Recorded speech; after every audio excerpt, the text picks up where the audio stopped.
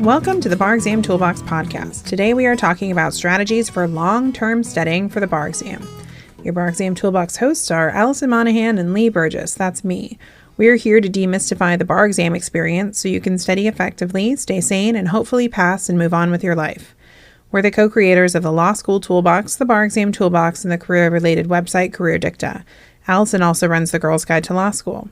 If you enjoy the show, please leave a review on your favorite listening app and check out our sister podcast, the Law School Toolbox podcast. If you have any questions, don't hesitate to reach out to us. You can reach us via the contact form on barexamtoolbox.com, and we'd love to hear from you. And with that, let's get started.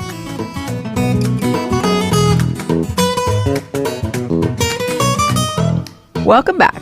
Today, we're sharing our tips for folks who are planning on studying longer term for the bar exam. Well, there are a variety of people who might fit into this category. Lee, what are we talking about here? So first we have first-time takers who want to start studying the semester before the exam. So this can be because they may have had academic difficulties in the past, or that they're just concerned about the bar and they want to get a jump start. Then we have... Which can be very wise. Which can be very wise. We're going to talk about why that's a great idea for almost everybody studying for the bar. We also have repeat takers who are working and studying, which is something we see like more and more every season, I feel like. Mm-hmm. We have attorney takers who have been away from law school for a long time, maybe 10, 15 plus years, maybe even longer. And then we have foreign trained attorneys who are coming to sit for the New York or California bar exams, which are the two jurisdictions that I think it's easiest to become licensed as a foreign trained attorney. And they are in a unique situation because they didn't even attend law school in the United States. Right. And or maybe did an LLM, but definitely did not do a 3-year degree. So they've got a lot of catching up to do. Right. So studying early generally for almost anyone can be a great strategy. But I wanted to go kind of one by one through each of these different scenarios to discuss how we recommend kicking off your study if you're planning on studying long term. So let's start with our first time takers. So Alison, why is it a good idea to consider studying a bit early for your bar prep? Well, I think there are a few reasons. I mean, I think for certain people, this really can make a lot of sense. So, let's be realistic. You have to look at your school. You have to look at your standing in the class, particularly after the first year. And then you have to look at your personal situation in terms of, do you have accommodations for anything? Are you getting extra time? Anything like that? And if you find that, say, you are maybe at a school that's bar passage rate is not that impressive, and you were at the bottom of the class after your first year, and maybe you have some accommodations around extra time and that sort of thing, you've got to really start thinking at that point, does this standard 8 to 10 week immersion prep program really seem like it's going to be in my best interest? Mm-hmm. And I think oftentimes the answer is no. Right. And so you want to start kind of opening up your mind to all of these options, because you can do a lot of stuff before you get into that immersion program. Right. And really set you up for success. You probably should. Yeah. I mean, if you know that you have issues with your writing, for example, and you've kind of consistently gotten feedback that your writing needs some work, maybe you're too conclusory, you're not issue spotting, you're not writing concisely enough, all of these problems are going to rear their head on the bar exam. And you don't really have time to fix them when you're also trying to learn voluminous amounts of actual substantive material. Right. So an easy place to start is your school might even have a bar class that you can take for a grade. I've taught these classes. You should take that class. Yeah. Not only should you take that class, you should pay attention. Because some people, I'll be honest, took my class and they didn't really pay attention. And that wasn't a good thing. No, I mean, I think, if your school has resources, then go ahead and definitely take advantage of those and get the most out of it that you can. I think sometimes people do think, they're making me take this class. This is so pointless. Like, this class is to help you pass the bar and become a lawyer. Right. Like, you cannot become a lawyer unless you can pass this test. And you might think, oh, well, this is, a waste of my time. It's really not a waste of your time. Right. It's definitely not a waste of your time, because that law license is the gateway. You literally cannot get that license, even if you think the test is stupid and you don't really care about it and you think it's a bad way of figuring out if you should be a lawyer. That may all be true. You still have to pass. Yep. Now, whether or not your school has bar classes, you can always take some time to review the performance test, especially early on, which I think is a great thing to do before the bar season, because you don't have to know any law. Yeah. No, you just have to get comfortable with it. Yeah, and I think that's also one of those areas that people tend to not really practice a lot on or not even really look at. And it's always disappointing when you see someone, who did pretty well on the MBE, maybe got a, basically passing score, had basically passing scores on the essays, and then bomb the performance test. Yeah. Because And it's they a fail. totally doable part of the Because exam. That should not happen. And so if you're not sure, if your school doesn't offer any programming, I think this is where you could look at something like our Writing of the Week program, where you can get access to assignments on the performance test. I think we have 5 assignments. Yeah. You could do one a weekend for 5 weeks. Yeah. We're talking 90 minutes. They're 90 minutes and maybe another half hour, 45 minutes to review. 2 hours total. 2 hours. But if you took 2 hours for 5 weekends, you would be in such a better position. And that is time that you do not need to spend studying during the kind of intensive period. And that's going to open up a whole extra day of studying to just work on substantive law. Yeah. Or just to take that time off. If you think you don't want to write a performance test now, think about whether you're going to write that performance test voluntarily when you're in the middle of trying to learn all the substantive material. So you're going to want to exhausting. do it even less. Mm-hmm. So, I think as a 3L, oftentimes second semester, you do frankly have some extra time. And like you said, spend 2 hours a weekend, do 5 of them. You're going to be pretty prepared at that point. Yeah, especially during the slower part of the season. When you're a second semester 3L, maybe you're taking an exam class or 2. Right, but probably not. You're probably not. And so you're not going to have an intensive outlining season. You're not having, you've got some time. Yeah. You got some time. Another thing that you can consider doing kind of in the off season is working on MBE questions, because I think a lot of people don't appreciate that tools like Adapt-A-Bar will give you access, during that semester. So for instance, if you take the bar exam in July, I believe that typically Adapt-A-Bar access starts right after the February exam is Yeah, I over. think I looked it up. I think it was March 1st. March 1st. Yeah. So that gives you all of March, all of April, and basically all of May. That you could be working on this thing you're going to pay for anyway. Right. Just pay for it now. Just pay for it now. Even if you just did, again, 3 hours a week? Think about 3 hours a week over 12 weeks. It's a huge amount of study time. Yeah, exactly. I feel like that's one of the things you could easily do for 1 hour a day, most days of the week. Yeah. There's really no reason not to. The thing about Adapt-A-Bar is the more questions you do, the better the statistics get and things like that. So the more you do, the more repetition, A, the better you get at this, because there are only so many things they can actually test. And B, you get a lot better statistics. So you start to see I'm missing, for me, I was missing every Fourth Amendment question for a while. And I had to learn that because I had not learned that correctly in law school. Right. Another thing that you want to think about, we were just talking to someone at a law school about this, because they had a lot of students from outside of California taking the California bar. And one of the things that I was saying that we see a lot, especially with the California bar, which has all this California-specific law, a lot of California-specific law, that if you're coming from out of state and your school has not covered any of this, you may want to spend some time, if you know you're going to come to California, starting to review some of that law, because it is overwhelming to learn all this California-specific law when you're doing this kind of immersive bar study period of 8 weeks, because you are competing with the person sitting next to you that went to a school that taught them this law. Right. And those schools don't even necessarily have particularly high pass rates. But they're higher than the out-of-state ones. That's true. Some of them depending. But yeah, I think, you might think oh, well, how could I possibly do that? I haven't studied this stuff. It's you've taken evidence, hopefully at this point. You've taken professional responsibility. These are the topics we're talking about. Right. And you could, there is no reason you cannot sit down and look at what are the California evidence distinctions if you already studied evidence. Right. Or if you took a family law class and you didn't study much community property, you could probably read a community property outline and start learning it. Because also community property is not complicated. Right. That's a 2-day task. You just have to do it. You just have to understand it. Now, I got to take a class in community property. So when it came to studying for the bar, I already knew it. I got check that off the list. Yeah, I did not. I was in law school in New York, and when I was studying for California while working, I looked at community property and was yep, don't know the first thing about this. Did not grow up in California, did not go to law school in California. Okay, I'm going to start from scratch. Luckily, it was a topic I found interesting. Mm-hmm. So, in 2 days, I basically sat down and learned all of community property. And then I felt I had a basis of knowledge for when my friends asked me what they should do if they were thinking about getting divorced. True. But, anyone in law school could also just spend a weekend learning community property. Right.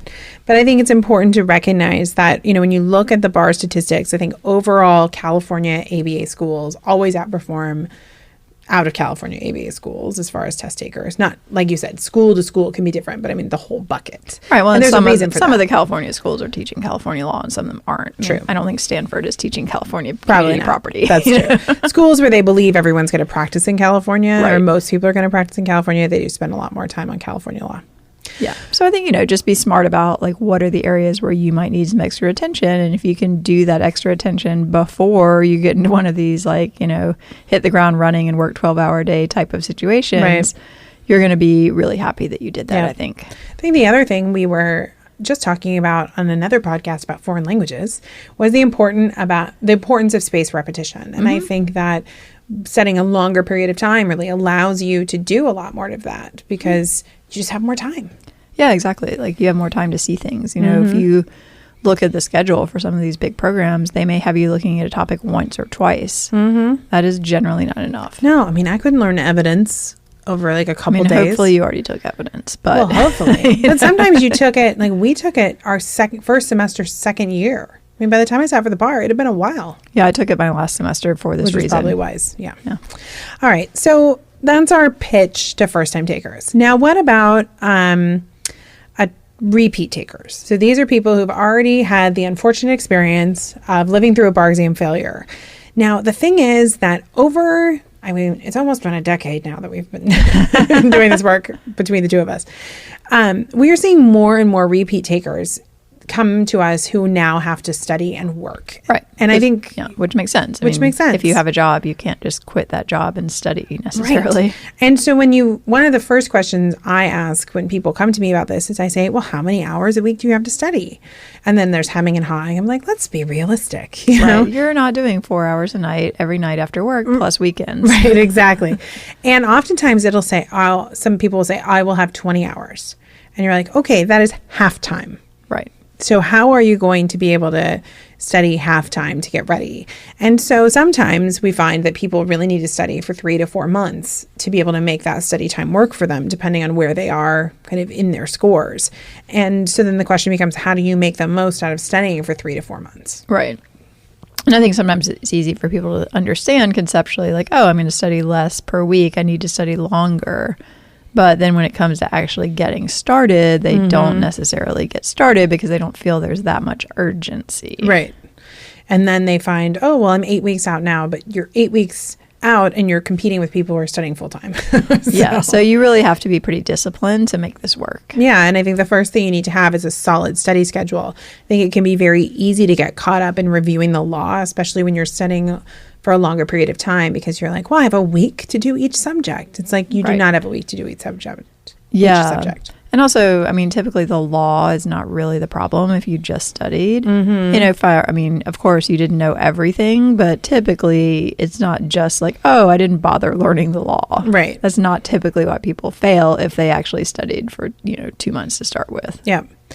And so this is one of the reasons why with our self-study program, we offer the ability for people to purchase a study schedule customized to them, because a lot of people are like, I need something to check the boxes so I don't fall into this trap of spending a week on a subject. Right. And also that you're not wasting time trying to figure out what you should do. If you're working and studying, your time is precious. Yep. So even if you're, think, oh, well, I'll just spend like 10 to 15 minutes a day, like deciding what to do, that's 10 to 15 minutes a day you could be studying. That's more than an hour per week you're losing. Yeah. You don't have that time to lose. Exactly. So the other thing that it's important to think about is finding some dedicated and focused time to study. I know we were just talking about squeezing an extra hour here or there for first-time takers. But I think for repeat takers, you do have to carve out dedicated time. Often that's in the weekends. But if you're somebody who has children, dogs, family responsibilities, this gets harder and harder. So when you're thinking about setting yourself up to study long term, you really need to focus on where are going to be those buckets of hours that you can do that deep work, because this isn't just about jeopardy and memorization. You have to be able to do the practice. Yeah, and then I think sometimes people wonder, oh, well, should I just wait and, take the next bar out and study for a whole year? Again, like that's a very personal decision, but then you've got to be even more disciplined about making sure you actually do that work. I know, and I haven't really seen a year work very well. I just feel like people, they get distracted. There's just, there's no sense of urgency. No, 6 months for foreign trained lawyers I have seen work okay if they really have to do a lot of substantive review. But I think most people 4 to 5 months is plenty. Yeah. I mean, on the high end. So yeah, occasionally we talk to someone where I'm like, yeah, maybe you do need that extra time. Mm-hmm. But I think that's a special circumstance. Yeah, like you've got to be, I'm thinking one that was a very special situation. Mm-hmm. Yeah. The other thing that you want to do is balance finding this dedicated and focused study time to also squeezing in study time here and there that can really add up. So one thing that I have found with folks who I have worked with is that oftentimes they can do, adapt bar questions at lunch and get an hour out of their lunch. Right. Or like reviewing the smart bar outlines when they're commuting. Right. I've even had students, if they can learn through listening, they will record themselves reading outlines and listen to those recordings on their way home. Like there are lots of different things that you can do to kind of utilize extra time. Well, so also thinking outside the box. Yeah. I mean, if you're doing that, if you're taking the UBE exam, your essays are only 30 minutes. You can easily do one of those at lunch, like check your work, evaluate it, and be done in under an hour. Yeah. So imagine if you did that 4 days a week. How many essays would you be writing? That's a huge amount of essays. That's a huge amount of essays. That's like basically a good chunk of your practice. Yeah, you could just burn that at lunchtime. Yep. Be done. The other thing that is important to think about is to evaluate your strengths and weaknesses, so to make sure that the work that you're doing is actually stuff that needs to get done. Oh yeah, I love that one. When people are like, "Oh, I CALI'd contracts, and so I've been studying that all week." It's like, why are you studying this? Right. Yeah, I guarantee you there are other topics that you need to be working on more than this. Yeah. Like you were a TA for this class. You taught people contracts. Mm-hmm. Stop doing contracts essays because it makes you feel better. This goes back to our favorite post on our site ever written, which is do things that make you feel uncomfortable. Yeah, exactly. And I think that's why the idea that you would sit down every day and write an essay at lunch is like, oh, that sounds horrible. It's like, well, why does that sound more horrible than flipping through an outline? Because it's harder. It's harder. And therefore you're going to get something out of it. I mean, we did another podcast recently on the importance of failure and in how your brain is learning, like attempting to do something and failing, you learn more than if you're just doing any sort of passive activity. And so again, like if you're struggling with this material over lunch, that struggle hour is going to be so much more effective than your passive, like checking the box for your outline. Yeah, exactly. I'm like, don't get your like flashcards and flip through them. That's too easy. Do the actual essay. If you want to flip through them for 5 minutes and then write an essay, cool. Well, and even, we talk about with our own work, how many times, we'll scan something and be like, yeah, it looks great. And then we start asking each other questions about it and be like, well, I didn't dig into it. I didn't actually really think that carefully about it. It's not like I read every letter. I know, right? I mean, it's so easy to do. And I feel like we're so used to skimming things in our current worlds that it is, it can be a challenge to really make yourself engage. And I think that's why that practice and that testing of yourself is so important. Yeah, I think anytime you're preparing for a longer period of time, focusing on that active work is just going to be even more critical because you just have more time essentially to burn doing things that aren't really that helpful. Yeah. All right. So attorney takers who are going to be studying after a long time out of law school. So, even with the UBE, attorneys still move around or need to be licensed in multiple jurisdictions. And I have talked to many attorneys who find themselves studying for the bar exam 10 plus years after graduation. And this is a long time to not have reviewed the rules of criminal procedure. Oh, yeah, for sure. And those rules might even change. Right. They might even be different.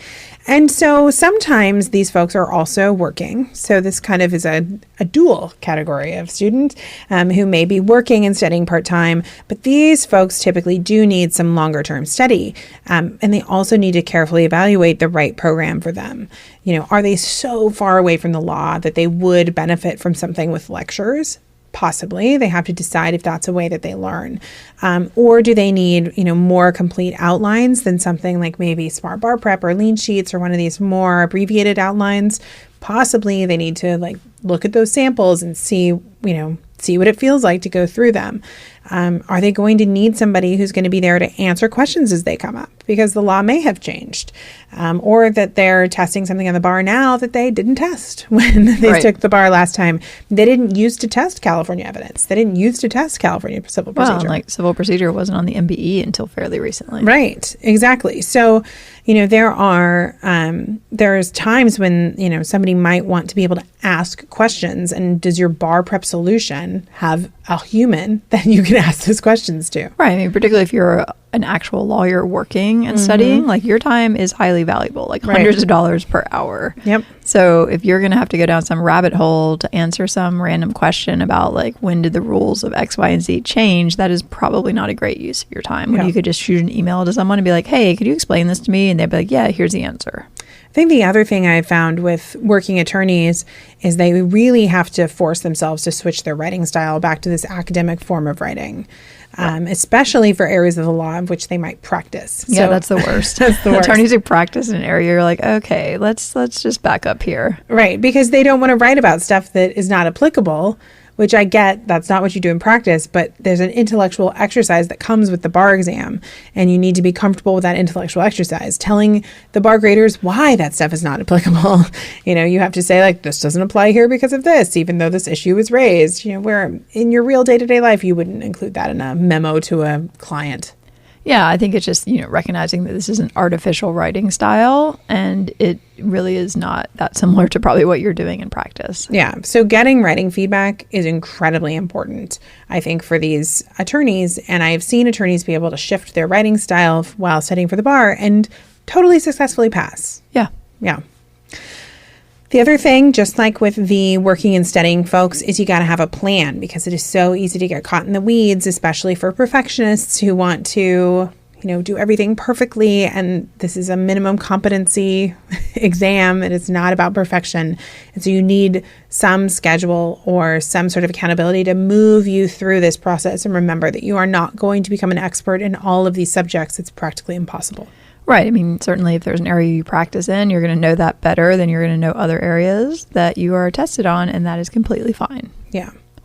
Yeah, I think sometimes people do, after having practice, they do really get caught in the weeds, like wanting to know every single detail of everything.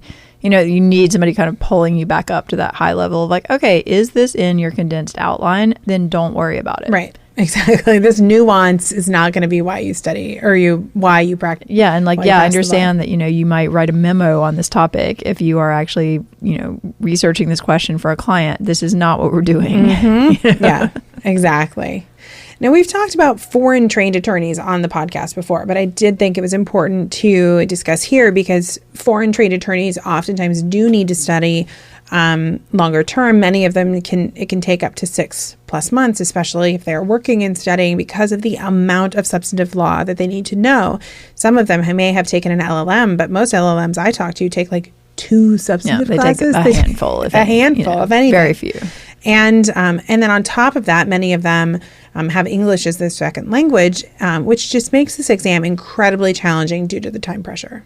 Yeah, I think, if you are coming from a completely different legal system, possibly a different language, this is going to be a challenge. I mean, you need to understand that it's going to be a challenge. It's not impossible, but you are going to need, obviously, more time than someone who's coming out of a 3-year JD program and has studied, all of these MBE topics, plus like some other stuff. Right. So you're going to have to focus on substantive law. You got to learn the law. You got to understand it. And again, I think it's important to have somebody to answer questions that may come up. A long time ago now, I worked with a group of British attorneys who were studying for the bar. So they didn't have a language barrier, but they're learning constitutional law. They didn't have LLMs. Right. They're just like reading a con law outline, being like, what? Like, what is this? Huh? And then you have to show them like an attack plan of like how this analysis works. And I think we forget sometimes, even being raised in the U.S. or just understanding what happens in the news, the level of understanding that we may have that might be different than somebody who's coming from a completely different type of law. Or you and I have talked about how civil law systems are very different than the U.S. system. And, it can be really different. So you have to take time. Yeah. And I think, you described to me kind of explaining American constitutional law to these British attorneys who then were all kind of like, oh, okay, that doesn't seem that hard. So basically I just apply the right level of scrutiny. Oh, okay. And they're like, what, these a couple of levels? Okay, cool. Yeah, I can do that. Yeah, these are the categories within each of those, but you need to sometimes have somebody talk you through that to be able to understand at that high level what's happening. Well, it is astonishing, too, how many times that comes up on the MBE in con law. All they do in con law is test levels of scrutiny, basically. Yeah, I know. Writing feedback super huge again. If you did not go to school in the U.S., or even if you did an LLM program, you may not be indoctrinated into the ways of the IRAC and the U.S. exam. And especially if you are in the situation where English is not your first language, you may need somebody to help you strategize how to write these. Right, in the time allotted. In the time allotted, because, writing these outside of time constraints is completely different.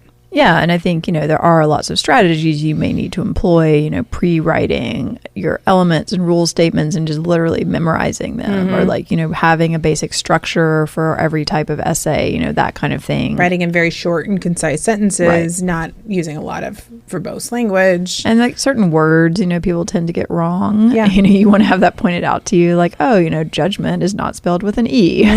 Just all this stuff that you may not know. Yep. English is a weird language. It is a weird language.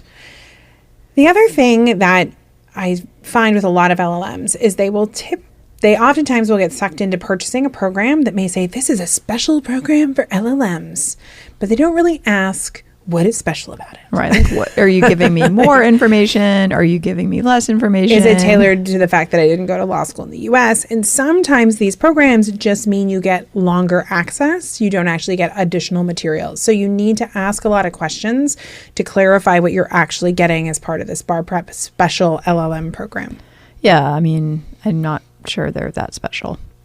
So you can ask questions, find out, and make sure that, especially if you've already failed once, you need to really understand what didn't work last time and make sure you're not repeating the same mistakes. Yeah, I think, again, you just have to be even more skeptical than the average person about signing up for a program and thinking it's going to work for you because you are really not the target of that program. You have not studied this material before in a lot of cases. And like most situations, you got to be careful not to get stuck in the weeds. Yeah, and I think it's very hard when you're coming from a foreign system because you don't actually even know typically what is important and what's not important unless you actually really look at what is heavily tested. Yeah. That defines what is important. Right. And, materials like Smart Bar Prep or some of the materials we include in our programming, we will tell you what is heavily tested, right, and you need to learn that stuff first. Yeah, you can use the Brainy Bar Bank and be like, okay, what are which essays should I work on first? Right. And depending on which jurisdiction you're in, you're going to get a different answer. Right, but if you're studying for the UBE, it's going to come up that civil procedure is probably going to be on that test. So do a lot of civil procedure. Yeah, same in California. You will have a professional responsibility. Right. Take this from me, who did not realize they tested that. It will be on there. Yep, exactly. It might even be on there twice, as it was on my test. Yep. So any final thoughts about studying long term? Well, I think, this is just one of those situations where you need to know yourself, you need to understand your situation, and then you need to make a realistic assessment of what makes sense for you and what is going to get you to pass the test. And I'm not sure anyone else can really do that evaluation as well as you can yourself. Yeah. It's all about being honest with what's going on. Well, and I think the other thing too is this almost, given you have extra time, it's going to be sort of an iterative process. Mm-hmm. And part of this is you've got to be tracking what's working. So, if you talk to us and you tell us I have 20 hours a week to study, but then it turns out you can really only fit in 15 hours and you're thinking I'm doing pretty well. Right. That's a problem. Right. You're losing you're losing a quarter basically of your study time. Mm-hmm. And we're going to have concerns about that. And you ought to have concerns about that too. Yep. All right. Well, with that, we are out of time. I want to take a second to remind you to check out our blog at barexamtoolbox.com, which is full of helpful tips to help you prepare and stay sane as you study for the bar exam. You can also find information on our website about our courses, tools, and one-on-one tutoring programs to support you as you study for the UBE or California bar exam. If you enjoyed this episode of the Bar Exam Toolbox podcast, please take a second to leave a review and rating on your favorite listening app. We'd really appreciate it, and be sure to subscribe so you don't miss anything. If you are still in law school, you might also like to check out our popular Law School Toolbox podcast as well. If you have any questions or comments, please don't hesitate to reach out to myself or Alison at lee@barexamtoolbox.com or Alison@barexamtoolbox.com, or you can always contact us via our website contact form at barexamtoolbox.com. Thanks for listening, and we'll talk soon.